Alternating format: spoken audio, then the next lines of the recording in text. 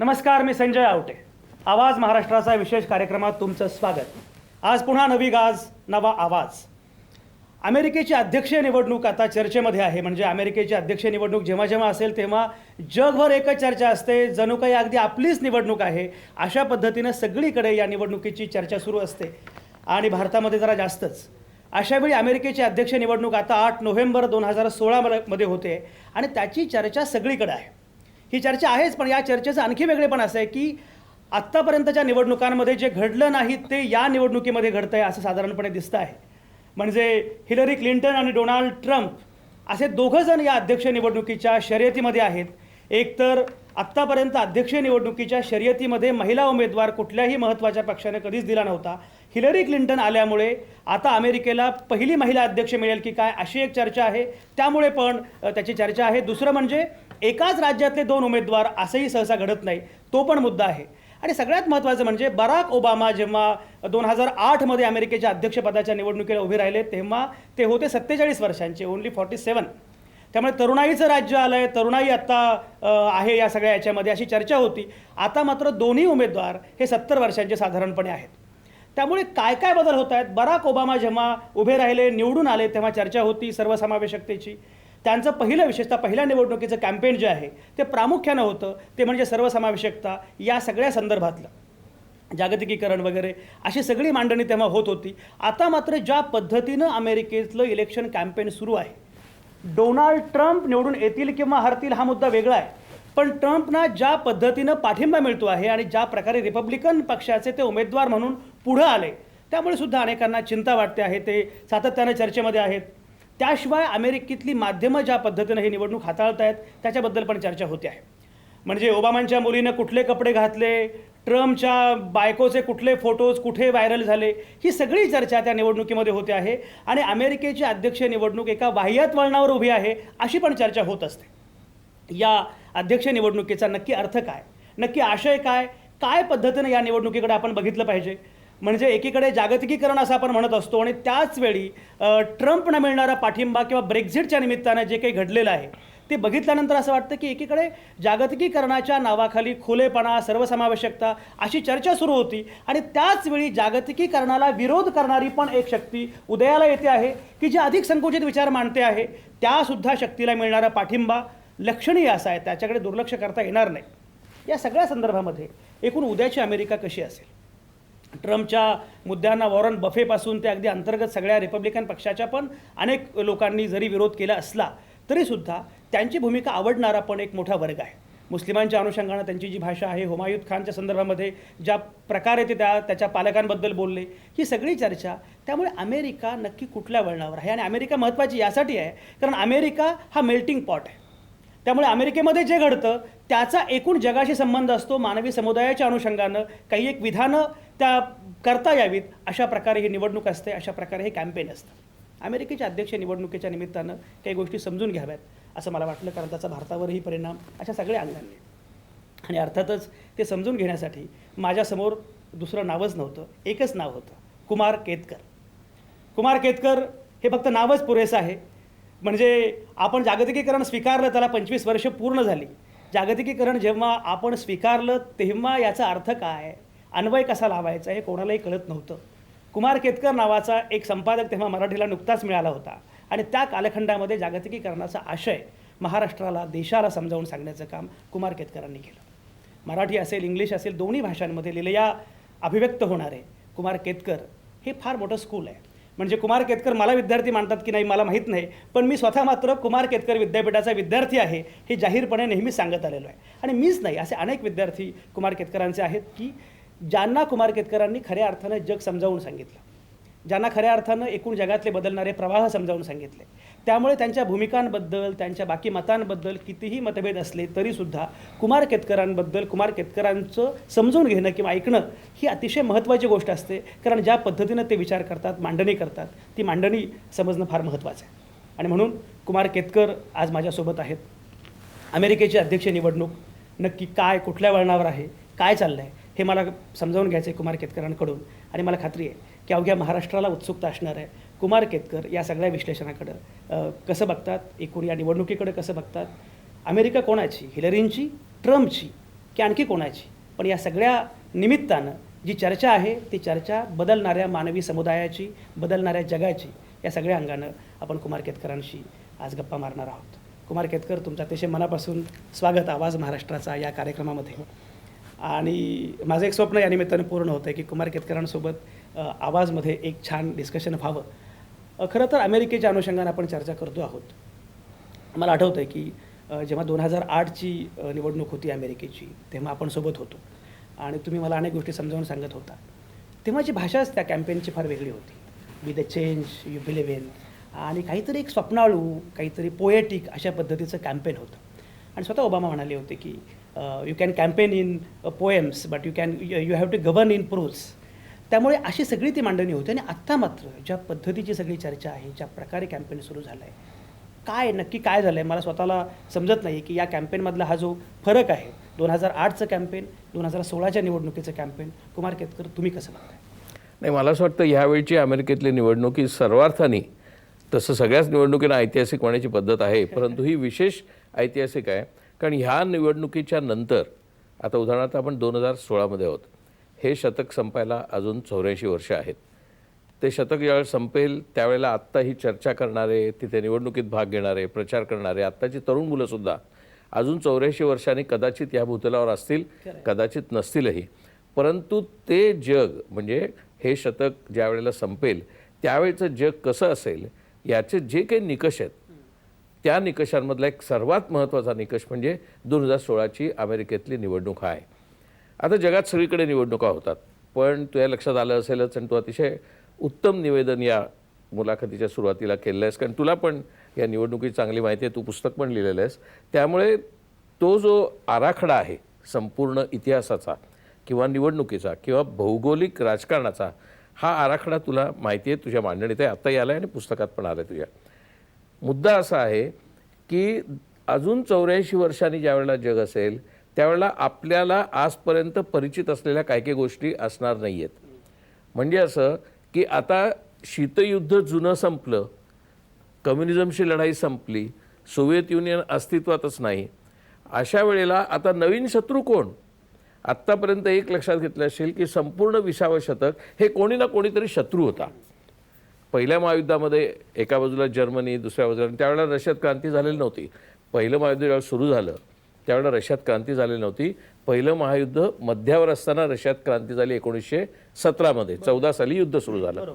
20ला ज्या वेळेला युद्ध संपलं, म्हणजे 1900 अखेरीस, त्यावेळेला त्या युद्धामुळे जर्मनीवरती ज्या अटी घातल्या गेल्या त्याच्यातच दुसऱ्या महायुद्धाची बीजं होती. दुसऱ्या महायुद्धाला सुरुवात झालीच नसती जर जर्मनीचा तसा अपमान झाला नसता आणि जर्मनीवरती तशा प्रकारची कलमं लादली गेली नसती. तर जर्मनीमध्ये जो फॅसिझमचा उदय झाला, म्हणजे नाझिझमचा, कारण फॅसिझमचा उदय हा इटालीमधला आहे, पण त्या प्रवृत्तीचा नाझिझमचा जो उदय आहे आणि ज्याच्यातनं हिटलर जन्माला आला, ज्याच्यातनं ती हिंस्त्र जागतिक विध्वंसक शक्ती जन्माला आली, ती त्या पहिल्या महायुद्धातनं झाली. परंतु लोकांना असं वाटलं होतं की लीग ऑफ नेशन्स स्थापन केल्यामुळे पहिल्या महायुद्धानंतर आता युद्धाची गरजच लागणार नाही. परंतु लीग ऑफ नेशन्स 1926 साली स्थापन झालं. पुन्हा 13 वर्षांनी दुसरं महायुद्ध सुरू झालं. गंमत म्हणजे ज्यांनी पहिल्या महायुद्धामध्ये 22 ते 20 वर्षी भाग घेतला होता आणि ते जिवंत राहिले होते, ते दुसऱ्या महायुद्धामध्ये 40शीत असताना परत युद्धात जायला लागलं त्यांना, त्याच देशाच्या विरोधात, आणि काही जण त्याच्यात मेले आणि काही जण वाचले. त्या दुसऱ्या महायुद्धानंतर जे राजकारण बदललं ते पहिलं महायुद्ध, दुसरं महायुद्ध, नंतर शीतयुद्ध सुरू झालं. कारण सोव्हिएत युनियनकडे सुद्धा न्यूक्लिअर वेपन्स आली. अमेरिकेने हिरोशिमा नागासाकीवरती बॉम्ब टाकलाच होता. एवढी ही पार्श्वभूमी किंवा प्रस्तावना का सांगितली या निवडणुकीच्या पार्श्वभूमीवर? कारण ह्या निवडणुकीनंतर किंवा ह्या निवडणुकीमुळे अगदी तिसरं जागतिक महायुद्ध नाही तरी मोठ्या प्रमाणावरती जागतिक संहाराची शक्यता, जगात निरनिराळ्या ठिकाणी युद्धाची शक्यता ही दिसायला लागलेली आहे. त्यामुळे लोकांना ट्रम्प आणि हिलरी यांच्या निवडणुकीतनं काय महाराक्षस उभे राहणार आहेत असा प्रश्न त्यांना पडलेला आहे. कारण पहिल्या महायुद्धानंतर तुलनेने आटोक्यात राहिली परिस्थिती. दुसऱ्या महायुद्धानंतर सुद्धा जरी हिरोशिमा नागासाकीवर ट्रुमन, ते डेमोक्रॅटिक पक्षाचे होते, त्यांनी जरी बॉम्ब टाकला तरीही ॲटम बॉम्ब टाकूनही परिस्थिती हाताच्या पूर्ण बाहेर गेली असं म्हणता येणार नाही. कारण 1949मध्ये रशियाने पण ॲटम बॉम्ब बनवला आणि मग समानता प्राप्त झाली एक प्रकारची अमेरिका आणि रशियामध्ये. आता रशिया त्या अर्थाने त्यांना आव्हान नाही आहे आणि तरीही रशिया एक विंगेतलं पात्र आहे ह्या निवडणुकीमध्ये. रशिया एक विंगेतलं पात्र आहे, चीन एक विंगेतलं पात्र आहे आणि ट्रम्प आणि हिलरी यांच्या पाठीमागे म्हणजे आपल्या त्या कुठच्या तरी मराठी नाटकामध्ये जसं एक भूत आहे तसं ह्याच्या पाठीमागे ISISचं किंवा इस्लामिक स्टेटचं भूत या दोघांच्या मागे आहे. आणि दोघांच्या भाषणांमध्ये अलीकडच्या असा उल्लेख आला की तुम्ही इस्लामिक स्टेटच्या या महाभूताशी कसा संघर्ष करणार आणि त्या दोघांचे मार्ग वेगळे आहेत. कसाही संघर्ष केला तरी तो संघर्ष किती वेगाने हिंस्त्र होऊ शकतो हे आपण अलीकडे पॅरिस, ब्रुसेल्स, नाईस, म्युनिक या ठिकाणी झालेल्या घटनांमध्ये पाहतोय. अजून अमेरिकेवरती तशा प्रकारचा हल्ला झालेला नाही 9/11 नंतर, पण 9/11 जरी झाला नसला वर्ल्ड ट्रेड सेंटरच्या हल्ल्यानंतर तरी तसा तो होणारच नाही अशी अजिबात शक्यता नाही. आणि त्या शक्यतेच्या पार्श्वभूमीवर कोणत्या हिंस्त्र शक्ती, कोणत्या सत्तावाल्या शक्ती आपली सत्ता प्रस्थापित करण्यासाठी जगामध्ये प्रयत्न करणार आहेत ते या निवडणुकीत ठरणार आहे. आणि म्हणून ट्रम्प आणि हिलरीची निवडणूक ही केवळ अमेरिकेतली निवडणूक राहत नाही, तर आपल्याच नव्हे तर सगळ्या जगातल्या सर्व देशांवरती परिणाम करणारी निवडणूक आहे. म्हणून ही ऐतिहासिक आणि वेगळ्या वर्णावरची निवडणूक आहे. आणि दुर्दैवाने तू म्हणलास ते खरं आहे सुरुवातीच्या निवेदनात की त्या निवडणुकीला ते ऐतिहासिक गांभीर्य असताना सुद्धा डोनाल्ड ट्रम्पनी त्या निवडणुकीला एवढं सवंग करून टाकलंय, एवढं वाह्यात रूप देऊन टाकलंय की ह्याच्यामुळे एक ऐतिहासिकता ह्यातनं निर्माण होते. ह्याचं भान त्यांना नाही, ह्याचं भान ते देऊ इच्छित नाही आहेत. आणि या अगोचरपणातनं काहीतरी भीषण होऊ शकेल आणि लोकांना निष्कारण तोंड द्यायला लागेल अशी स्थिती आहे. म्हणून ही निवडणूक अतिशय महत्त्वाची आहे. ही निवडणूक अतिशय महत्त्वाची आहे, ऐतिहासिक आहे आणि अमेरिकेची प्रत्येकच निवडणूक ऐतिहासिक असते, पण याला असणारा संदर्भ निश्चितपणे वेगळा आहे. कुमार केतकर बघा, म्हणजे आपण जर बघितलं तर हिलरी क्लिंटन या तशा तुलनेनं तशा कडव्याच मानाव्यात असंच खरं म्हणजे होतं. ओबामांच्या विरोधात जेव्हा त्या होत्या तेव्हा असं वाटत होतं, पण आता मात्र त्या सौम्य वाटाव्यात एवढा वाह्यातपणा ट्रम्पनं सुरू केलेला आहे.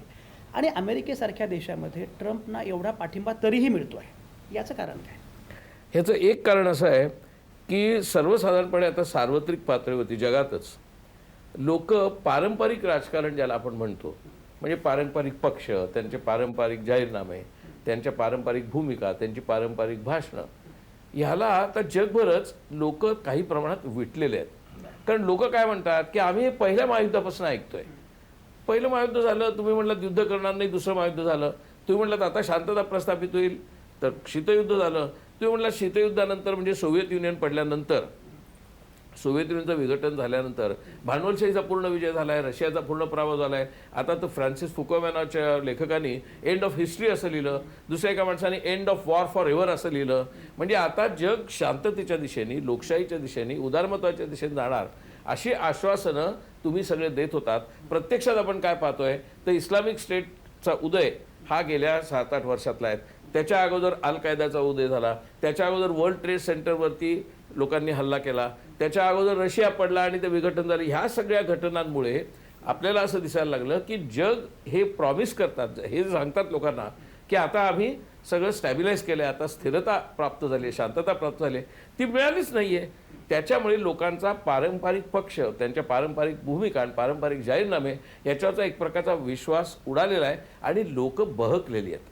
भरकट लोकसुद्धा, आपण सर्वसाधारणपणे फक्त राजकीय पक्षांना, त्याच्या पुढाऱ्यांना शिव्या देतो किंवा मीडियाला शिव्या देतो, परंतु ह्या घडीला परिस्थिती अशी आहे की लोकांची मनंसुद्धा फार भरकटलेली आहेत, बहकलेली आहेत आणि त्यांना निश्चित त्यांचं चित्त पण स्थिर करता येत नाही. चित्त स्थिर करता येत नाही म्हणजे अध्यात्माच्या अर्थाने नाही, चित्तच त्यांचं स्थिर होत नाही. ते राजकारणाच्या दृष्टिकोनातून आपला समाज, आपलं राजकारण, आपलं प्रशासन कोणत्या दिशेने जावं ह्याच्याबद्दल त्यांचं चित्त स्थिर नाही आहे. आणि तशा अस्थिर चित्तामुळेच आपल्याकडे नरेंद्र मोदींचं सरकार निवडून आलं, कारण लोकांना विटले होते. स्थिर चित्ताने मी सांगतो की आता ब्रेकची वेळ झालेली आहे, पण ही सगळी चर्चा आपल्याला करायची आहे. आणि अमेरिकेची निवडणूक ही केवळ अमेरिकेची निवडणूक नाही आहे एका अर्थानं, त्यामुळे जगाचा आदमास येतो आहे. ही सगळी चर्चा आपल्याला करायची आहे. तुम्ही कुठेच जाऊ नका. आता या क्षणी मी घेतोय एक छोटासा ब्रेक. तुमचं पुन्हा एकदा स्वागत.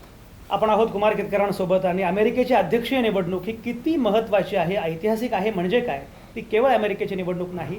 विंगेमध्ये कोण आहे, बाजूला कोण आहे, भूतं कुठली आहेत आणि एकूणच ही सगळी जागतिक संदर्भातली महत्त्वाची निवडणूक आहे असं कुमार केतकर सांगतात. कुमार केतकर, एक बघा, म्हणजे आता ही निवडणूक महत्त्वाची आहे याच्यात काही शंकाच नाही आहे, पण जागतिक संदर्भामध्ये जेव्हा आपण विचार करतो या सगळ्या निवडणुकीचा, तेव्हा आत्ता आत्ता या क्षणी ही निवडणूक होणं म्हणजे जो सगळा कालखंड आहे आर्थिक सामाजिक या स्वरूपाचा, त्यावेळी ही निवडणूक किती महत्त्वाची वाटते? त्यावेळी महत्त्वाची म्हणजे मगाशी आपण असं म्हटलं की लोकांची मनं पण आत्ता स्थिर नाही आहेत आणि ह्या पार्श्वभूमीवरतीच ब्रेक्सिटचं मतदान झालं. म्हणजे ब्रिटननी युरोपियन युनियनमधनं बाहेर पडायचं की नाही याचा लोकमताचा कौल जो घेतला गेला, त्याच्यामध्ये बहुतेक लोकांनी ब्रिटननी बाहेर पडावा असा निर्णय दिला. तो निर्णय दिल्यानंतर त्या लोकांनाच असं वाटायला लागलं की आपण चूक केली आणि त्यातले काही लोक म्हणायला लागले आपण पुन्हा मतदान करूया. ज्या आता ब्रिटनच्या पंतप्रधान आहेत थेरेसा मे, ह्या स्वतः ब्रिटनने बाहेर पडता कामा नये अशा मताच्या होत्या, पण त्यांनी आता त्यांचंच नेतृत्व केलं आहे, म्हणजे ज्यांनी ब्रिटन बाहेर पडावं म्हणायचं ठरलं आहे. असं प्रत्येक म्हणजे त्या स्वतःच्याच भूमिकेच्या आत्ता विरुद्ध नेतृत्व करतात आणि ज्यांनी मतदान केलं त्यांना असं वाटतं की आपण चूक केली. आता असं का होतं? आपण असं म्हणतो ब्रिटनमध्ये लोक एवढे सुशिक्षित आहेत, एवढे प्रगल्भ आहेत, एवढी विकसित समृद्ध लोकशाही आहे, तरी पण तिथे फक्त 5.5 कोटी लोक आहेत ब्रिटनमध्ये. म्हणजे भारताच्या नव्हे, महाराष्ट्राच्या अर्धे. महाराष्ट्राच्या 11 कोटीच्या आसपास आहे, 5.5 कोटी म्हणजे महाराष्ट्राच्या अर्धे. तिथे एवढा गोंधळ झालेला आहे. हा गोंधळ त्या बहकलेपणाचं लक्षण आहे आणि तशाच प्रकारचा बहकलेपण अमेरिकेत आहे. ट्रम्प यांचा काही तसा डायरेक्ट आहे संबंध, पण तसा डायरेक्ट नाही, तरीसुद्धा त्यांनी ब्रेक्सिटच्या बाजूनी ब्रिटनमधल्या लोकांनी मतदान करावं असा त्यांनी एक प्रकारे कॅम्पेनच केला होता. आणि तो कॅम्पेन त्यांनी करण्याचं कारण असं होतं की त्यांना असं वाटलं की तिथे जर अशा प्रकारची तथाकथित राष्ट्रवादी भूमिका ब्रिटनच्या लोकांनी घेतली तर त्याचा अमेरिकेत परिणाम होईल आणि आपल्यालाही तसे मतं मिळतील. आणि तिकडे पण ते बहकलेपणाचं मतदान झालं आणि आता ट्रम्प यांना वाटतं की त्याचा फायदा आपल्याला होईल. म्हणून मी म्हटलं की चित्त स्थिर नाही आहे. आता चित्त स्थिर नाही आहे ही फक्त तिथली घटना नाही. फ्रान्समध्ये पण आपण पाहिलं 4 हल्ले झाले, मुख्य हल्ले, जास्त झालेत, एकूण 16 झालेत, पण 4 मुख्य हल्ले झालेत. त्यामुळे युरोपमध्ये सर्वत्र अस्वस्थता आहे आणि त्या युरोपमधल्या अस्वस्थतेमुळे त्यांच्याकडे उजव्या विचाराचे किंवा अतिरेकी राष्ट्रवादी किंवा फासिस्टवादी अशा प्रकारे धर्मवादी अशा प्रकारचे पक्ष किंवा अशा प्रकारच्या संघटना, अशा प्रकारचे नेते पुढे येत आहेत.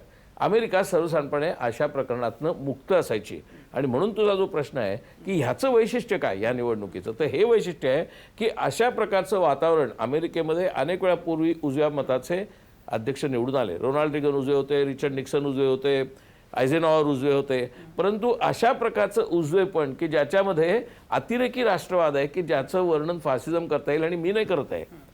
अमेरिकेमधले त्यांच्याच पक्षातले रिपब्लिकन पक्षातलेच लोक म्हणजे ज्यांच्यातर्फे ट्रम्प उभा आहे तेच असं म्हणत आहेत की हा ट्रम्प जर निवडून आला किंवा ट्रम्पला जर मतदान झालं तर ते फॅसिझमच्या दिशेने जाईल. म्हणजे कोण म्हणते उजव्या शक्तीच त्यांच्या उजव्या प्रतिनिधीच्या बद्दल असं बोलतायत. अमेरिकेच्या अंतर्गत राजकारणाचा विचार केला तर रिपब्लिकन पक्ष, डेमोक्रॅटिक पक्ष हे जे आहेत त्याच्यामध्ये आता खरं म्हणजे ओबामांच्या नंतर रिपब्लिकन पक्षाला उलट जास्त संधी होती असं मानलं जात होतं आणि दोन्ही सभागृहांमध्ये त्यांचंच आत्ताही मेजॉरिटी आहे.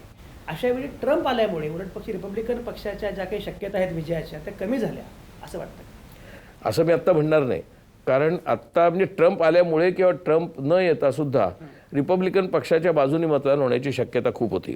आता ओबामांचा जो संदर्भ तू दिलास 2008चा, आता मी 1988 पासून प्रत्येक अध्यक्ष निवडणुकीला तिकडे जातोय, त्यामुळे तिथे जे चढ उतार आहेत ते सगळे चढ उतार मी पाहिलेत.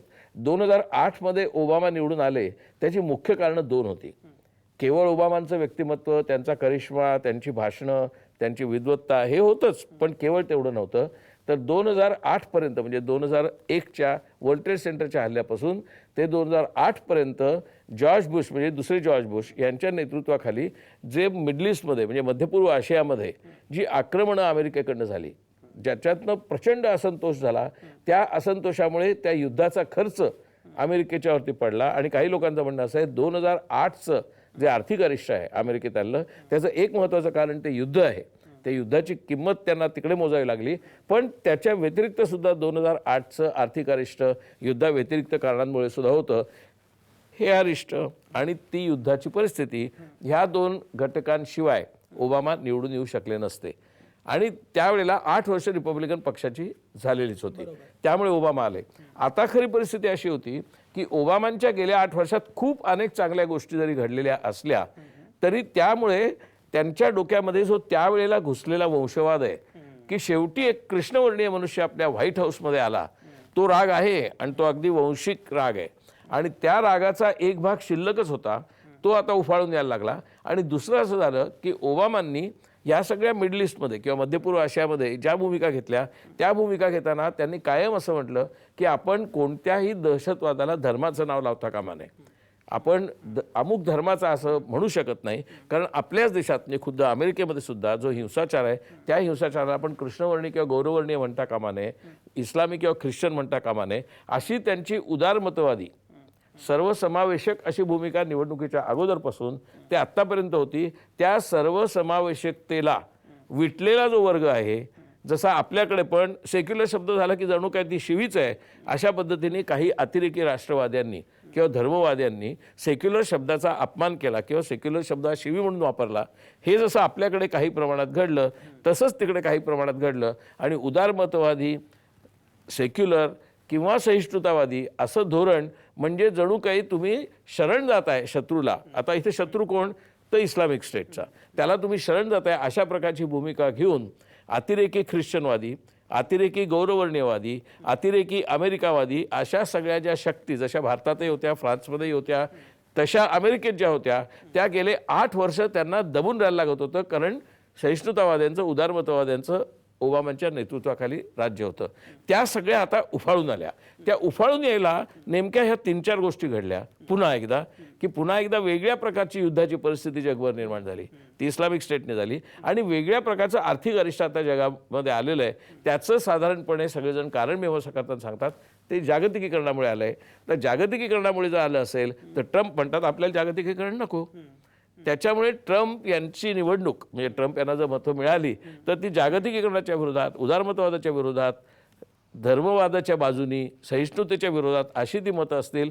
त्यामुळे अतिशय असहिष्णू हिंसक असं वातावरण खुद्द अमेरिकेत नव्हे जगभर तयार होईल. अमेरिकेतल्यामुळे त्याला उत्तेजन अन्यत्र मिळेल ही भीती आहे. म्हणून या निवडणुकीचं महत्त्व आहे. या निवडणुकीचं हे महत्त्व आहेच. पण मी जेव्हा माझ्या एका मित्राला सांगितलं की मी कुमार केतकर यांची मुलाखत घेणार आहे आणि अमेरिकन अध्यक्षीय निवडणुकीच्या संदर्भातली निवडणूक आहे, तेव्हा त्यानं मला अगदी प्राथमिक प्रश्न विचारला.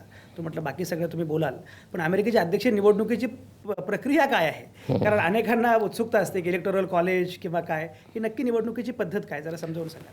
मला वाटतं अमेरिकन निवडणुकीची पद्धत ही खूप गुंतागुंतीची आणि त्यामुळे खूप लोकांना त्याच्याबद्दल कुतूहल आहे आणि त्याच्याबद्दल कंटाळासुद्धा आहे. म्हणजे खुद्द अमेरिकेतल्या लाखो मतदारांना त्यांच्या निवडणुकीची पद्धत माहीत नसते असा मला अनुभव आहे. आणि मला सुद्धा माहिती होती असा दावा मी करणार नाही. तिथे आपल्याला ती पहिल्यांदा जेव्हा मी निवडणूक कव्हर करायला गेलो 88 साली, तेव्हा मला ती अभ्यास करायला लागला. आणि ते अभ्यास करताना सुद्धा माझ्या लक्षात आलं पुन्हा 92 साली गेलो तेव्हा तो अभ्यास कमीच होता. कारण ते खूप खरोखरच अडचणीची आहे. याचं एक महत्त्वाचं कारण असं आहे आणि भारताची निवडणूक पद्धती खूप प्रगल्भ आहे अमेरिकेपेक्षा. आपल्याकडे सगळ्या अमेरिकन गोष्टींचं कौतुक करायची पद्धत आहे. काही काही खरोखरच कौतुक करण्यासारख्या आहेत अमेरिकेतल्या गोष्टी आणि ज्या भारतात नाही आहेत आणि भारतामध्ये त्या उणीव आहेत. परंतु एक महत्त्वाची गोष्ट भारताच्याबद्दल आहे जी खूप प्रगल्भ आहे, ती म्हणजे आपल्याकडे स्वतंत्र निवडणूक आयोग आहे. हा निवडणूक आयोग राष्ट्रपतीला जबाबदार नाही, पंतप्रधानाला जबाबदार नाही, कॅबिनेटला जबाबदार नाही, पार्लमेंटला जबाबदार नाही. तो स्वतंत्रपणे निवडणूक आयोग आहे. आणि तो निवडणूक आयोग आपल्या राज्यघटनेच्या काळापासून म्हणजे डॉक्टर आंबेडकर, पंडित नेहरू यांच्या पुढाकारांनी जी राज्यघटना तयार झाली आणि निवडणूक आयोग तयार झाला. त्याच्यामुळे आता उदाहरणार्थ आपल्या निवडणूक पद्धतीमध्ये आपण स्वतंत्र झाल्याबरोबर जी पहिली निवडणूक झाली 52 साली, तेव्हापासून सर्व स्त्रिया, पुरुष, कोणताही जात, कोणताही धर्म, कोणतीही भाषा, कोणताही प्रदेश, शहर, ग्रामीण, आदिवासी सगळ्यांना मतदानाचा अधिकार आहे. ती अवस्था अमेरिकेमध्ये 1965 पर्यंत सुद्धा नव्हती. 1965 पर्यंत काही राज्यांमध्ये कृष्णवर्णीयांना मतांचे पूर्ण अधिकार सुद्धा नव्हते. ते लिंडन जॉन्सनच्या काळात मिळाले. ते सुद्धा जॉन केनेडीच्या हत्येनंतर त्यांना श्रद्धांजली वाहण्यासाठी मिळाले. म्हणजे एका बाजूला 1861 ते 1865 गुलामगिरीच्या विरोधात लढा देणारा अमेरिका अब्राहम लिंकनच्या नेतृत्वाखाली गुलामगिरी नष्ट करणारा असा हा देश प्रत्यक्षात कृष्णवर्णीयांना समानतेचा हक्क देऊ शकला नव्हता. तो 65 साली मिळाला. म्हणून ओबामांनी त्यांच्या पहिल्या भाषणात सांगितलं होतं 2008च्या, जर 1965ला तो कायदा झाला नसता तर आज मी व्हाईट हाऊसमध्ये जाऊ शकलो नसतो. आता हा सगळा जो भाग आहे याचं कारण काय, याच्यात असे गोंधळ का होतात? 2000 साली तर असा प्रश्न निर्माण झाला, 35 दिवस निकालच लागला नाही. वस्तुतः त्यांच्या निवडणुकीचा निकाल त्याच रात्री लागतो. तिथे 35 जवळजवळ निकाल लागला नाही, 35 दिवस, कारण तिथे निवडणूक आयोग नाही आणि त्यामुळे फ्लॉरिडाच्या कोर्टामध्ये प्रकरण गेलं आणि त्या अजूनही त्याच्याबद्दल ती निवडणूक खोटी होती अशा प्रकारची चर्चा, अजून पुस्तकं प्रसिद्ध होतात, लेख प्रसिद्ध होतात की 2000ची इलेक्शन जॉर्ज बुश यांनी रिग केली. त्यांच्याकडे निवडणूक आयोगच नाही, त्यामुळे तक्रार कोणाकडे करणार? तर पहिला फरक हा आहे भारतातल्या आणि अमेरिकेच्या निवडणुकीतला, निवडणूक आयोग त्यांच्याकडे नाही. दुसरा फरक असा आहे की आपल्याकडे सर्वत्र एकाच पद्धतीने मतदान होतं. अमेरिकेमध्ये किमान 4 पद्धतीने मतदान होतं. काही ठिकाणी ते इलेक्ट्रॉनिक पद्धतीचं आहे, काही ठिकाणी एक मेकॅनिकल यंत्र आहे, त्याचं असं ते फिरवायची चावी त्यांनी होतं, काही ठिकाणी ते बॅलेटनी आहे, काही ठिकाणी ते असं आपला पंच असतो त्या पंचनी करायचं. अशा वेगवेगळ्या प्रकारच्या प्रत्येक राज्यातल्या निवडणूक आहेत. इतकंच नव्हे तर आपण आपल्याला जो उमेदवार हवा त्याला थेट मतदान करतो. आता समजा नरेंद्र मोदी वाराणसीला उभे आहेत आणि त्यांच्या विरुद्ध एक उमेदवार आहे, तर आपण काही पंतप्रधान निवडत नसतो, तो नरेंद्र मोदींना मतदान करणार म्हणजे डायरेक्ट नरेंद्र मोदी नावासमोर शिक्का मारतो. त्यांच्याकडे तसं नाही आहे. त्यांच्याकडे हिलरी आणि ट्रम्प अशी नावं नसणार. त्याच्यावरती असं नाही म्हणजे तुम्ही हिलरीला मत देताय का ट्रम्पला मत देताय असा प्रश्न तिकडे येणारच नाही. तिकडे एक पद्धत अशी आहे की एक प्रेसिडेन्शियल इलेक्टर्स म्हणून असतात. ते इलेक्टर्स असतात, साधारणपणे 238 असे असतात ते, आणि 238 लोकांचं मतदान लागतं. तर त्या इलेक्टर्सला तुम्ही मतदान करायचं असतं. ते इलेक्टर्स त्या इलेक्ट्रल कॉलेज म्हणजे काय, तर त्यांच्याकडे आता जवळजवळ 50 राज्य आहेत. त्या 50 राज्यांचं त्यांच्याकडे गंमत अशी आहे की समजा एखाद्या राज्यामध्ये एखादं राज्य आहे, समजा ओहायो राज्य आहे, त्या ओहायो राज्यामध्ये एकूण जे मतदान होईल त्या मतदानामध्ये 51% लोकांनी मत समजा ट्रम्पच्या बाजून दिलं. याचा अर्थ 49% मत ट्रम्पच्या विरोधात गेलं आहे. परंतु त्या राज्याचं जे कॉलेज असतं, इलेक्ट्रल कॉलेज आहे, तिथे असं मानलं जातं की ज्याला 51% मतं मिळतील त्याला 100% मतदान मिळालं. त्याच्यामुळे काय होतं की तुम्हाला सगळ्या राज्यांपैकी काही महत्त्वाची राज्यही तुमच्याकडे असतील तर तुम्हाला इलेक्ट्रल कॉलेजची व्होट्स जास्त मिळतात. म्हणजेच त्यांच्याकडे ज्याला एका अर्थाने म्हणतात पॉप्युलर व्होट आणि दुसऱ्या बाजूला इलेक्ट्रल कॉलेजचं व्होट. तर पॉप्युलर व्होट तुम्हाला कदाचित जास्त असेल, मग अशी म्हटलं असं 49% समजा अनेक राज्यात मिळाले आणि काही राज्यात एकदम 51% मिळाले तर तुमचा पॉप्युलर व्होट जास्त असेल. परंतु महत्त्वाच्या काही राज्यांमध्ये 51% व्होट जर त्यांना असेल तर ते इलेक्ट्रल कॉलेजची 100% व्होट त्याला गेल्यामुळे ते पॉप्युलर व्होट तुमच्या बाजूला असलं, बहुमत जरी तुमच्या बाजूला असलं, प्रत्यक्ष बहुमत, तरीसुद्धा तुम्हाला निवडून येता येणार नाही. प्रत्यक्ष तुमच्या बाजूला याचा अर्थ हिलरी ट्रम्प असं नसणार. ते असणार ते इलेक्टर्स, पण ते इलेक्टर्स रिप्रेझेंट, ते प्रतिनिधित्व करतात त्या उमेदवाराचं. त्याच्यामुळे काय होतं की कित्येक लोकांना वाटतं त्यामुळे खऱ्या अर्थाने प्रातिनिधिक निवडणूक होत नाही, कारण 51% मतं असताना सुद्धा उरलेले 49% सुद्धा त्यांच्याकडे वळवली जातात. दुसरा मुद्दा असा आहे की त्यांच्याकडे अशी पद्धत आहे म्हणायची आपल्याकडे की द्विपक्षीय पद्धत आहे. त्यांच्याकडे द्विपक्षीय पद्धत नाही. आत्ता सुद्धा मला वाटतं 14 निवडणुकीला एकूण उमेदवार उभे आहेत, म्हणजे ह्या 2 व्यतिरिक्त. त्याच्यामधली एक पर्यावरणाचा पक्ष आहे, एक लिबर्टॅरियन पक्ष आहे, एक राज्यघटना पक्ष असे आहेत. परंतु त्यांना जेवढा मतदारांचा पाठिंबा हवा तेवढा नसल्यामुळे ते प्रत्यक्षात शेवटी द्विपक्षीय होते. परंतु ती द्विपक्षीय पद्धती नव्हे, लोकांना वाटतं द्विपक्षीय पद्धती आहे. इंग्लंडमध्ये सुद्धा लोकांना वाटतं द्विपक्षीय, तसं नाही आहे. इंग्लंडमध्ये सुद्धा द्विपक्षीय नाही आहे, म्हणजे लेबर आणि टोरी असं नाही आहे. मुद्दा असा की त्यामुळे आपल्याला लक्षात येत नाही की अमेरिकेतली निवडणूक ही आपल्यापेक्षा तुलनेने खूप कमी प्रगल्भ आहे. म्हणून ज्यावेळेला मागच्या वेळी 2दा घोटाळे झाले, अशा नक्की कोणाला मत आहेत त्याचा विचार करताना, त्यावेळी न्यूयॉर्क टाइम्सने आग्रलेख लिहिला, let us learn from India. अच्छा, हां, असा 2000 मध्ये त्यांचा आग्रलेख होता की हा काय घोळ चाललाय इंडियामध्ये. आता साधी गोष्ट लक्षात घे, अमेरिकेची एकूण लोकसंख्या 30 कोटी आहे एकूण. आपल्याकडे मतदारांची लोकसंख्या 90 कोटीच्या वर आहे. म्हणजे त्यांच्या लोकसंख्येच्या तिप्पट मतदारांची संख्या आपल्याकडे, आणि ती 5पट होईल, कारण आपल्याकडे त्यांच्याकडे मतदारांची संख्या 20 कोटीच्या आत असते आणि आपल्याकडे त्याचे 5पट असते. आता आपल्याकडे एवढ्या भाषा, 29 राज्य, एवढे धर्म, एवढे प्रदेश, एवढ्या जाती, एवढ्या उपजाती, आणि असं असताना आपलं इलेक्शन कमिशन जवळजवळ 90 ते 100 कोटी मतदारांचा हा सगळा एकूण डोलारा सांभाळू शकतं. आणि त्यांच्याकडे तुलनेने कमी मतदार असून त्यांना तो डोलारा सांभाळता येत नाही. त्यामुळे भारतीय लोकशाहीची यंत्रणा ही अमेरिकन लोकशाहीच्या यंत्रणेपेक्षा अधिक प्रगल्भ आहे. याचं श्रेय आपण आंबेडकर आणि पंडित नेहरूंना दिलं पाहिजे. पंडित नेहरूंना शिवाय देणारे कदाचित देणार नाहीत, परंतु त्या दोघांच्या शिवाय आपली संपूर्ण लोकशाही यंत्रणेला आणि लोकशाही व्यवस्थेला एक प्रकारचा व्यवस्थित बांधणी आणि राहिला नसता. भारताच्या लोकशाहीकडून, निवडणूक प्रक्रियेकडून खूप शिकण्यासारखं आहे अमेरिकेला. ही निवडणूक प्रक्रिया एकूण क्लिष्ट आहे, गुंतागुंतीची आहे. आत्ता ट्रम्प उभे आहेत, हिलरी आहेत, नक्की यांच्या भूमिका काय आहेत? सगळी चर्चा आपल्याला करायची आहे. तुम्ही कुठेच जाऊ नका. आता या क्षणी मी घेतोय एक छोटासा ब्रेक. तुमचं पुन्हा एकदा स्वागत. आपण चर्चा करतोय अमेरिका कोणाची, हिलरींची की ट्रम्पची. कुमार केतकर आपल्यासोबत आहेत आणि ते सांगतायत की ही निवडणूक केवळ अमेरिकेची नाही, एकूण जागतिक संदर्भामध्ये ती महत्त्वाची आहे. आणि अमेरिकेचं बरंच गुणगान आपण गात असतो, कौतुक करत असतो, पण अमेरिकेनं भारताकडून शिकावं असं बरंच काही आहे. प्रामुख्याने आपली लोकशाही संरचना, आपली सगळी निवडणूक यंत्रणा या अनुषंगानं पण ही सगळी चर्चा सुरू आहे. कुमार केतकर, अमेरिकेची निवडणूक क्लिष्ट आहे, गुंतागुंतीची आहे. 2000च्या त्या एक वेगळ्या अर्थानं ऐतिहासिक ठरलेल्या निवडणुकीचा संदर्भ तुम्ही दिला. आत्ता जे दोघे उभे आहेत, हिलरी आणि ट्रम्प, त्यांच्या भूमिका अगदी वेगळ्या आहेत असं दिसतं आहे. कुठल्या नक्की भूमिका आहेत आणि कुठल्या भूमिका घेऊन ते उभे आहेत? आणि या भूमिकांचा, कारण अमेरिकन निवडणुकीमध्ये डिबेट्सला फार महत्त्व असतं, आता उत्तरोत्तर ते कमी होत चाललं आहे अशी पण चर्चा असते, पण या डिबेटमध्ये कुठले असे महत्त्वाचे मुद्दे आणि भूमिका असणार आहेत की ज्यांचा परिणाम या निवडणुकीवर होईल, या कॅम्पेनवर होईल? दुर्दैवाने ते डिबेट्स अतिशय महत्त्वाची जरी असली तरी प्रत्यक्षात ते डिबेट्स महत्त्वाच्या प्रश्नांवरती होतच नाहीत.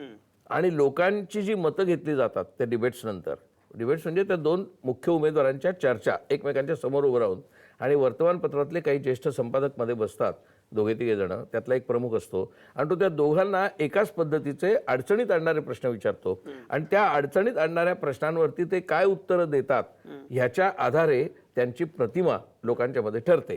त्याला फार प्रचंड महत्त्व आहे. प्रेसिडेन्शियल डिबेट्स असं त्याला म्हणतात. त्यात एक सप्टेंबरमध्ये होईल, एक ऑक्टोबरमध्ये होईल शेवटच्या, आणि तिसरं शेवटच्या टप्प्यात होईल.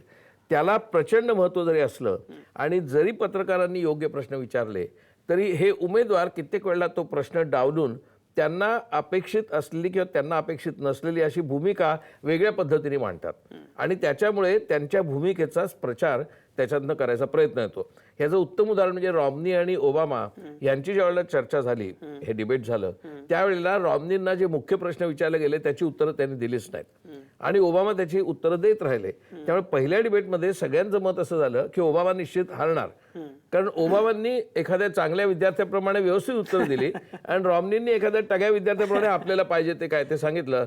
आता ह्या केसमध्ये तर हा इतका टग्या माणूस आहे, ट्रम्प हा इतका टग्या, इतका उद्धट, इतका बेमुरवत माणूस आहे की तो प्रश्नांना डावलून आपली स्वतःची प्रतिमा निर्माण करण्यासाठी, आपण कसे लढाऊ आहोत, आपण कसे, म्हणजे असं एक चित्र निर्माण करण्यासाठी, आणि हिलरी तुलनेनी सभ्य आहेत आणि त्यामुळे त्या एखाद्या सत्प्रवृत्त विद्यार्थ्याप्रमाणे उत्तर देतील आणि एखाद्या अगदी शब्द वापरायचा एखाद्या मवाली विद्यार्थ्याप्रमाणे हा उत्तर देईल. आत्ताचं बहकलेल्या वातावरणामध्ये त्याची जी काही मवाली, बेजबाबदार पण फटकळ आणि तथाकथित स्पष्ट वक्तेपणाची भाषा असेल ती लोकांना कदाचित आवडेल सुद्धा. म्हणजे आता एक तुला माहिती आहे की आपल्याकडे सुद्धा बाळासाहेब ठाकरेंची भाषणं लोकांना प्रचंड आवडायची, परंतु त्या भाषणांमध्ये प्रत्यक्ष महाराष्ट्राची व्हिजन कमी असायची, करिश्मा जास्त असायचा. बाळासाहेब ठाकरेंची प्रतिमा ही जास्त प्रगट व्हायची, बाळासाहेब ठाकरेंची महाराष्ट्राची व्हिजन ही तुलनेने कमी असायची. याच्या उलट शरद पवार असतील किंवा पृथ्वीराज चव्हाण असतील किंवा पूर्वी शंकरराव चव्हाण असतील, त्याच्यापूर्वी यशवंतराव चव्हाण असतील, त्यांची महाराष्ट्राची व्हिजन ते मांडण्याचा प्रयत्न करायचे, पण आपल्याकडे ती डिबेटची पद्धतच नव्हती. त्याच्यामुळे जेवढी लोकप्रियता या काँग्रेसच्या पुढाऱ्यांना मिळाली नसेल तेवढी लोकप्रियता बाळासाहेब ठाकरेंना मिळाली. तसंच जर इथे घडलं तर ट्रम्प कदाचित लोकांची ती बहकलेली मनं जिंकून टाकू शकेल आणि हिलरीला अडचणीत यावं लागेल या दोन डिबेट्स नंतर. आता तर काही सांगता येत नाही, परंतु जर लोकांनी पाहिलं की हा ट्रम्प हा सगळी प्रश्न डावलून वेगळंच काहीतरी बोलतोय आणि जो लोकांनी सारासार तारतम्याने विचार केला तर कदाचित ते ट्रम्पच्या विरोधात सुद्धा मतदान होऊ शकेल. आत्ता काही सांगता येत नाही, परंतु आत्ताचं चित्र असं आहे की त्या डिबेट्समध्ये पॉप्युलॅरिटी कोशंटवरती ट्रम्प पुढे गेला तर मला व्यक्तिशः आश्चर्य वाटणार नाही. आता मुद्दे कोणते आहेत तर तो आहे कट्टर मुस्लिम विरोधी, कट्टर हिस्पॅनिक्स म्हणजे मेक्सिकन्सच्या विरोधी, भारतांच्याही विरोधी आहे. म्हणजे भारतातले आता 35 लाख लोक, 35 लाख भारतीय अमेरिकेमध्ये राहतात. आता हे जे अमेरिकन भारतीय आहेत त्यात प्रामुख्याने इंजिनियर्स आहेत. त्या इंजिनियर्समध्ये त्यातूनही प्रामुख्याने आहेत ते सॉफ्टवेअर कॉम्प्युटर इंजिनियर्स आहेत. आता हे सगळे 1990 नंतर तिकडे प्रामुख्याने गेलेले आहेत, विशेषतः Y2K 99 नंतर. आता हे सगळे जे इंडियन्स आहेत यांना अतिशय चांगल्या नोकऱ्या आहेत. सर्वसाधारणपणे जो अमेरिकेतला भारतीय आहे तो श्रीमंत आहे, मिडल क्लास नाही, हायर मिडल क्लास पण नाही, तो श्रीमंत आहे. आता तो श्रीमंत आहे तुलनेने त्याचा काउंटरपार्ट जो अमेरिकेतला आहे तो तुलनेने त्याच्या खाली आहे. त्यामुळे त्या वर्गाचा आपल्या भारतीय लोकांवरती राग आहे.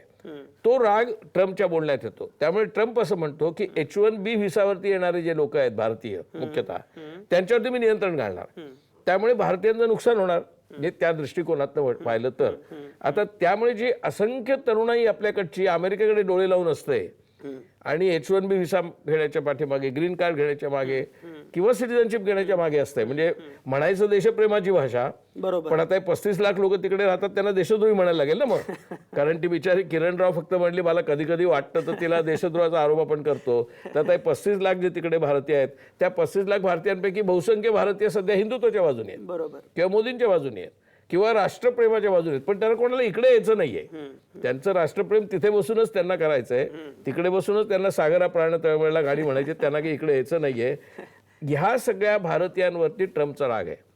त्यामुळे भारतीयाच्या दृष्टिकोनातनं ट्रम्प हा भारताला अजिबातच योग्य कॅन्डिडेट म्हणता येणार नाही. या उलट हिलरी आणि बिल क्लिंटन हे कायम भारताच्या बाजूने आहेत आणि ओबामाच्या कारकिर्दीमध्ये तर भारताच्या बाजूने आणि पाकिस्तानच्या विरोधात अशी अमेरिकन प्रशासनाची भूमिका आहे. त्यामुळे भारताच्या दृष्टिकोनातनं हिलरी यावी असं चांगलं चित्र आपल्याला म्हणता येईल. परंतु हिलरी क्लिंटन यांनी आसाद रिजीम जो सिरियाचा आहे तो मोडला पाहिजे, तो हकलून लावला पाहिजे अशी भूमिका घेतली. ती जर भूमिका त्यांनी परस्यू केली तर इस्लामिक स्टेटचा दहशतवाद वाढणार. म्हणजे हिलरी क्लिंटनच्या भूमिकेमुळे दहशतवादाला उत्तेजन मिळणार. पण ट्रम्प यांनी जी मुस्लिम विरोधी भूमिका घेतली त्याच्यामुळे पण दहशतवादाला उत्तेजन मिळणार. त्यामुळे आता या दोघांपैकी कोणी जरी आला तरी जागतिक अशांततेमध्ये आणि असंतोषात भरच पडणार नाही. भारताच्या दृष्टिकोनातनं त्यातल्या त्यात हिलरी का चांगली याचं कारण हिलरीने आत्तापर्यंत अगोदर बिल क्लिंटनच्या कारकिर्दीत, ओबामाच्या कारकिर्दीत भारताच्या बाजूने भूमिका घेतली. आता हे बघा, म्हणजे ट्रम्पला पाठिंबा मिळतो आहे. ट्रम्पची भूमिका अँटी मुस्लिम, अँटी इंडियन्स किंवा अँटी मेक्सिकन्स वगैरे अशी आहे. दुसरीकडे आपण ब्रेक्झिटच्या अनुषंगाने बघतो आहोत, फ्रान्समध्ये काय चाललंय ते बघतो आहोत. जागतिकीकरण एकीकडे आता अगदी एका पीकला आहे, एका चांगल्या टप्प्यावर आहे असं आपण म्हणू शकतो. अशा वेळी स्थलांतरितांना विरोध, म्हणजे त्या देशातलं भांडवल आम्हाला पाहिजे पण त्या देशातले मजूर नकोत. हे सगळं जे वाढत चाललेलं आहे याच्यातून जागतिकीकरणाचंच मुळात भवितव्य काय असणार आहे? नाही, जागतिकीकरणाचं भवितव्य कितीही रोलर कोस्टरवर तुम्ही गेलात, तुम्ही कितीही अडचणीतनं गेलात तरी आता तुम्ही टाळूच शकत नाही अशी अवस्था आहे. आता उदाहरणार्थ तुम्ही तुमच्या देशातले BBC, CNN, national geographic, discovery हे चॅनल बंद करणार का? त्याच्यानंतर तुम्ही तुमचं जे इंटरनेट वापरता त्या इंटरनेटचे सगळ्या सर्व्हिसेस अमेरिकेत सर्व्हर आहेत. त्यानंतर तुम्ही जे मायक्रोसॉफ्ट घेता, तुम्ही बिल गेट्सचे नव्हे तर स्टीव्ह जॉब्सचे सगळे ॲपल घेता, हे बंद करणार आहात का? अशी कोणती स्थिती आहे की तुमच्या जीवनाला जागतिकीकरणानं वेढलेलं नाही? जागतिकीकरण ही मुख्यतः 1991च्या नंतर अपरिहार्य झाली. खरं त्याच्या अगोदर सुरुवात झाली होती. 1991 मध्ये मनमोहन सिंगांनी आणल्यानंतर तर ती अधिकृतच झाली. साधारणपणे त्याच्या अगोदर 1971 पासून सुरू झालं होतं. 1991ला त्याला अधिकृत स्वरूप प्राप्त झालं. आता ही जागतिकीकरणाची प्रक्रिया सुरुवातीला आली त्यावेळेला सगळे जागतिकीकरणवादी जे होते ते होते अमेरिकेतले आणि युरोपातले भांडवलदार. त्यामुळे आपल्याकडचे डावे आणि मध्यम मार्गी हे सगळे त्याच्या विरोधात होते. म्हणले की अरे भांडवलदारांच्या बाजूचं आहे, भांडवलदारांच्या बाजूचं आहे आणि केतकर कसे काय याला पाठिंबा देतात. मुख्य मुद्दा असा होता की एकदा तुम्ही जागतिकीकरणाला सुरुवात केली की तुम्हाला काही प्रमाणात टॅलेंटचं सुद्धा जागतिकीकरण होणार. आता हे ज्यांना कळलं त्यांनी सांगितलं की आपल्या सॉफ्टवेअर इंजिनियर्सना अमेरिकेमध्ये एवढ्या प्रचंड 35 लाखापर्यंत आता गेले. त्यावेळेला फक्त सुरुवातीच्या काळात फक्त 8 ते 10 लाख अमेरिकेमध्ये भारतीय होते. ते 35 लाखापर्यंत गेले. कारण भारतातल्या एज्युकेशन सिस्टीमनी कॉम्प्युटरच्या शिक्षणानंतर राजीव गांधींनी आणलेल्या जे लोक अमेरिकेत जाऊ शकले त्यांना जागतिकीकरणामुळे तिकडे जाता आलं. ज्या शेकडो अमेरिकन आणि युरोपियन कंपन्या भारतात आल्या, भारतामध्ये त्यावेळेला आठवत असेल तुला फक्त 2 मोटारी होत्या, एक अँबॅसेडर आणि एक फियाट. आता अमेरिकेतल्या नव्हे तर जपानची, सगळ्या जर्मनी, सगळ्या मोटारी इथे आपल्याला दिसतात. आता हे सगळं जे ब्रँडचं विश्व तयार झालेलं आहे हे जागतिकीकरणाचं आहे. ते तुम्ही टाळू शकत नाही. तुम्ही काही जागतिकीकरण आम्हाला नको मॅकडोनाल्डला हाकलून लावणार नाही. कारण ह्याच मध्यवर्गाने मॅकडोनाल्डला पोचलेलं आहे, केंटकीला पोचलेलं आहे, पिझ्झा हटला पोचलेलं आहे. त्याच्यामुळे जागतिकीकरण राहणार. एकाच वेळी जागतिकीकरण आणि जागतिकीकरणाची जी आपत्ती आहे ती मात्र संकुचित विचारधारेकडे जाते. हा आंतरविरोध काय आहे? हा आंतरविरोध आपल्याला वेळ किती मला माहित नाही, पण हा आंतरविरोध असा आहे की त्यांना फक्त भांडवलाची निर्यात करायची होती आणि मजुरांची आयात करायची नव्हती. त्यांच्याही लक्षात आलं की जर आपल्याला आपलं भांडवल किफायतशीर करायचं असेल किंवा ती वाढवायची असतील तर आपल्याला थोड्याशा प्रमाणात मजुरी स्वस्त पाहिजे. मजुरी स्वस्त कुठून येणार? मुख्यतः 3-4 देशातनंच, एक चीन, एक भारत आणि बाकी मलेशिया वगैरे या देशातनं. त्यामुळे ती मजुरी जर आपल्याला स्वस्त मिळायची झाली, हाय पेड, हाय इंटेलिजंट, हायली क्वालिफाईड असे इंजिनियर तुलनेने स्वस्तात मिळवायचे झाले तर ते भारतातच मिळणार. भारतातल्या समजा सॉफ्टवेअर इंजिनियरला ते $10,000 पगार दिला तर त्याच स्थितीतल्या अमेरिकन इंजिनियरला त्यांना $20,000 द्यायला लागतील. त्यामुळे भारतातल्या माणसाला वाटतं वा आपल्याला $10,000 पगार आहे, पण त्या अमेरिकेतल्याला वाटतं ह्यांनी चोरला जॉब. अशा प्रकारचं ते वातावरण असल्यामुळे त्यांना आता ते लक्षात यायला लागलंय की ही अडचण आर्थिकदृष्ट्या फायद्याची ठरली. आपलं कॅपिटल गेलं चीनमध्ये, भारतामध्ये सुद्धा मेक इन इंडियाच्या नावाने, परंतु आपल्याला भारतातले मजूर नकोत, भांडवल मात्र तिकडे जायला हवे. हा लाभाचा, लोभाचा, स्वार्थाचा भाग आहे अर्थकारणाचा आणि त्या स्वार्थाच्या अर्थकारणातनं आंतरविरोध तयार झाला. तुम्ही सांगितलं की ट्रम्प असो किंवा हिलरी असो कोणीही आलं तरी सुद्धा अशांतता अटळ आहे. हो. जर जगाला शांततेच्या दिशेनं जायचं असेल तर काय करायला पाहिजे? पहिली गोष्ट काय करायला पाहिजे म्हणजे लोकांनी स्वतः सुद्धा जरा मगाशी सुरुवातीला आपण सांगितलं असं चित्त स्थिर करून विचार करायला पाहिजे की आपण जे करतोय त्याने आपण अशांतता वाढवत नाही ना. म्हणजे मुस्लिम दहशतवाद आहे, मुस्लिम दहशतवाद आहे असं म्हणायचं आणि त्यातनं अतिरेकी हिंदुत्वाला पाठिंबा द्यायचा म्हणजे अशांतताच निर्माण करायची. तिकडे सुद्धा ISISचा धोका आहे, ISISचा धोका आहे आणि म्हणून सगळ्या मुस्लिमांनाच हाकलून द्यावा, कोणाला व्हिसा देऊ नका, तर त्याच्यातनंही मुस्लिम दहशतवादच वाढणार आहे. तुम्ही ब्रेक्झिट म्हणून तिकडून बाहेर पडा, आम्हाला कोणाबरोबर जायचं नाही, आम्ही युरोपियन युनियनमध्ये राहणार नाही असं म्हणायचं आणि प्रत्यक्षात तुम्हाला भारतातले जे 80,000 भारतीय खुद्द लंडनमध्ये आहेत त्या लोकांना जर अस्थिर आणि अशिक्षित वाटायला लागलं तर तुमचंच धंद्याचं नुकसान होणार आहे. त्यामुळे हे त्या सगळ्या लोकांना आता इतक्या सगळ्या लोकांनी स्थिरचित्त ठेवून सॅनिटीने शांततेने विचार करावा. हे जरी अपेक्षा चुकीची असली तरी गांधीजी म्हणत त्याप्रमाणे सुरुवात तुमच्यापासून करा. एक दिवस असा येईल की सगळं जग शहाणं होईल. माझा वेळ संपलाय. फक्त शेवटी मला एकच सांगा की टगेगिरीचा उल्लेख केला तुम्ही आता, ट्रम्पच्या टगेगिरीचा. खरं म्हणजे जॉर्ज बुश सुद्धा टग्या, मवाली, युद्धखोर अशी त्याची सगळी एकूण वर्णनं केली जायची. त्या टगेगिरीमध्ये आणि या टगेगिरीमध्ये काय फरक आहे? नाही, खूपच फरक आहे. जॉर्ज बुश टग्या होता पण मवाली नव्हता. ट्रम्प टग्या आहे, मवाली आहे. आणि दुसरी गोष्ट, जॉर्ज बुश हा परंपरेतला कॅन्डिडेट होता, म्हणजे तो रिपब्लिकन पक्षाचा सदस्य होता. ट्रम्प आत्ता झाला. ट्रम्प रिपब्लिकन पक्षाचा सदस्य सुद्धा नव्हता. तसा तो बर्नी सँडर्स ज्याचा आपण उल्लेखच केला नाही, तो डेमोक्रॅटिक पक्षाचा सदस्य नव्हता. बरोबर. बर्नी सँडर्स इकडे आणि ट्रम्प इकडे हे निवडणुकीसाठी पक्षात आले आणि ते निवडणूक संपली की त्या पक्षाचं काम करणार नाहीयेत. त्या अर्थाने जॉर्ज बुश हा त्या पक्षाच्या एकूण परंपरेतला होता. ते सिनेटर होते, गव्हर्नर होते, त्याचे वडील राष्ट्राध्यक्ष होते. असं ट्रम्पचं काही नाही आहे. ट्रम्प कुठेही सिनेटर नाही आहे, काँग्रेसमन नाही आहे, कोणत्या पक्षाचा पदाधिकारी नाही आहे, पक्षाचा सदस्यही नाही आहे. त्यामुळे हा राजकारणाच्या परंपरेच्या आणि राजकारणाच्या व्यवस्थेच्या संरचनेच्या बाहेरचा माणूस तिकडे आलेला आहे. हिलरी मात्र व्यवस्थेच्या आतल्या आहेत. म्हणूनच लोकांना वाटतं की या व्यवस्थेच्या प्रतिनिधी आहेत, यांना विरोध केला पाहिजे आणि हा व्यवस्थेच्या बाहेरचा आहे म्हणून याला पाठिंबा दिला पाहिजे. याच्याबरोबर उलटं मत आहे, हा व्यवस्थेच्या बाहेरचा आहे, याला मत देऊन आपण धोका पत्करतोय. आपल्याला व्यवस्थेच्या आतली व्यक्ती पाहिजे म्हणून इलेलेल मत द्या, अशी परस्पर विरोधी मतं आहेत. आपली व्यवस्था अशी आहे की आपला वेळ संपलेला आहे. पण एकूण ही सगळी चर्चा, सगळ्या गप्पा फार महत्त्वाच्या होत्या. अमेरिकेच्या निमित्तानं एकूण जगाचं जे भान, ज्याबद्दल कुमार केतकर म्हणाले, गांधींचा उल्लेख करत ते जे म्हणाले की शेवटी काहीही असलं तरी तुम्हाला त्याच मार्गाने जावं लागेल, सर्वसमावेशक याच विचारांनी जर आपण गेलो तरच त्यामध्ये जगाच्या अभ्युदयाची आशा सामावलेली आहे. ही सगळी चर्चा अतिशय महत्त्वाची होती. कुमार केतकर, तुमचे अतिशय मनापासून आभार. महाराष्ट्राच्या वतीनं, या कार्यक्रमाच्या वतीनं, सकाळ माध्यम समूह आणि साम टीव्हीच्या वतीनं अतिशय मनापासून आभार. पुन्हा भेटूया उद्या रात्री 8 वाजता. तुमच्या आतल्या आवाजासह पाहत आणि ऐकत रहा आवाज महाराष्ट्राचा.